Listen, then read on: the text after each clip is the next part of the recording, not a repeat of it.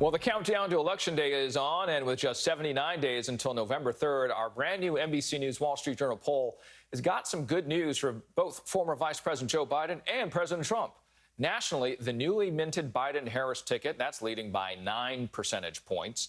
And when you break down the numbers by top issues, Biden leads on coronavirus and is ahead by a lot on race relations and unifying the country. Big numbers there.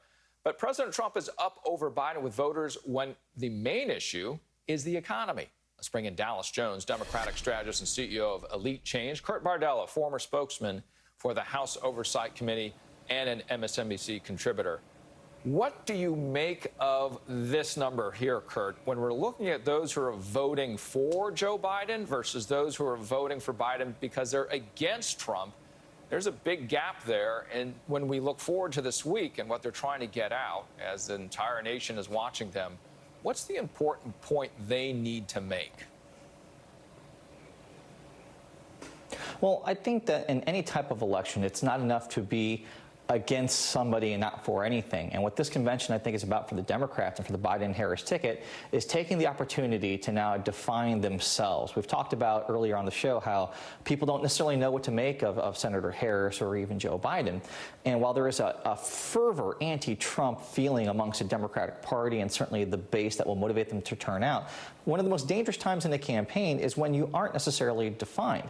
And because that means it's up for grabs. Either you're going to define yourself or your opponents are. And I think it's important that this week, using the convention as a platform, that the Biden-Harris campaign paint a definitive portrait of both what they're for, what they will do for this country, how they will save us from the coronavirus pandemic, how they will get the economy going again, while also striking the balance of being able to prosecute the Trump presidency and playing into why he is to blame for why we haven't recovered from corona, why the death toll is over 170,000 Americans, why the virus is continuing to spread, how he has enabled that to happen. So it's important to define yourself, but also to prosecute Trump, and that's the balance they're going to have to try to walk this week at the convention. You know, Dallas, as the president is leading on the economy, if that's the most important issue in this poll, I was just saying, has that story fully been written? We have so many economic indicators at the moment to watch. Some are going this way, some are going that way. What does the economy mean to the Democratic ticket as well as to the Republican ticket? Well, you know, we've heard time and time again in American politics that it's the economy, stupid, that matters. And so, you know, what we are seeing is the unemployment benefits that have been extended to people that need it the most throughout the country are beginning to run out. We see Congress at a stalemate on a stimulus package. So the question becomes, what are those two things going to impact the economy as we move over the next couple of months? Are people's quality of lives going to get worse in the midst of this pandemic, or are they going to get better? And so the Democratic Party has the opportunity, the Biden-Harris ticket has the opportunity to put forth some ideas that would help to stimulate the economy that the American people can mull over. The Trump-Pence ticket, on the other hand, and they're going to have to figure out what they can do to get this economy moving again, to reassure Americans that they do have a solution to the coronavirus pandemic. That's one of the things in the poll that Americans are worried about the most, that this administration does not have a hold of what's happening with this pandemic, nor will they be able to handle it.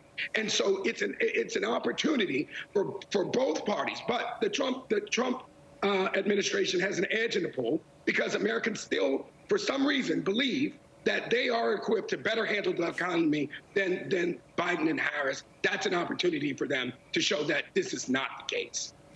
As we do, Kurt, we talk about battleground states this time of the year, and the numbers there in the battleground states are a little bit tighter for the Democrats versus the Republicans, Biden versus Trump. It goes to a 7 percentage point lead in battleground states.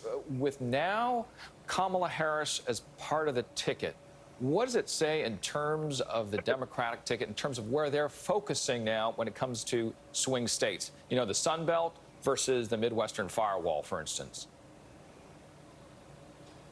Well, I think that one of the playbooks that we've seen work successfully for Democrats is the playbook they ran in 2018 that led to that blue wave of 40 Democrats being elected in Republican districts and giving them the majority in the House. And I think with the selection of Harris, what you have here is both obviously continuing to grow the female electorate, which is so crucial, the gender gap in this country and in elections, working obviously with minorities and people of color at a time where social justice issues are taking precedent and becoming the top issue on many people's radars outside of the coronavirus and the economy. So I think with Harris, you have an opportunity to bridge both of those gaps, make inroads in key demographics. And this is, looking back at the primary, it's what propelled Joe Biden to the nomination in the first place, was that firewall of support in South Carolina that really gave him a second lease on life. And after that, it was pretty dominant performance from Biden all the way through to becoming the presumptive nominee. And so I think Democrats understand that they have to both take care of the base, and that's, I think, what the selection of Harris is about, and continue to broaden that gender gap with Republicans.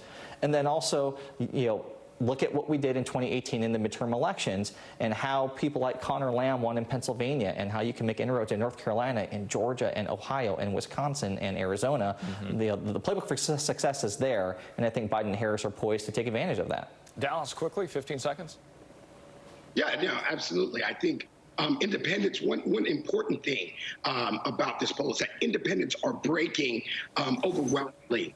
They're breaking overwhelmingly towards Joe Biden and Kamala Harris. That's great news for them. They've got to continue to open up and broaden that coalition and open up the tent.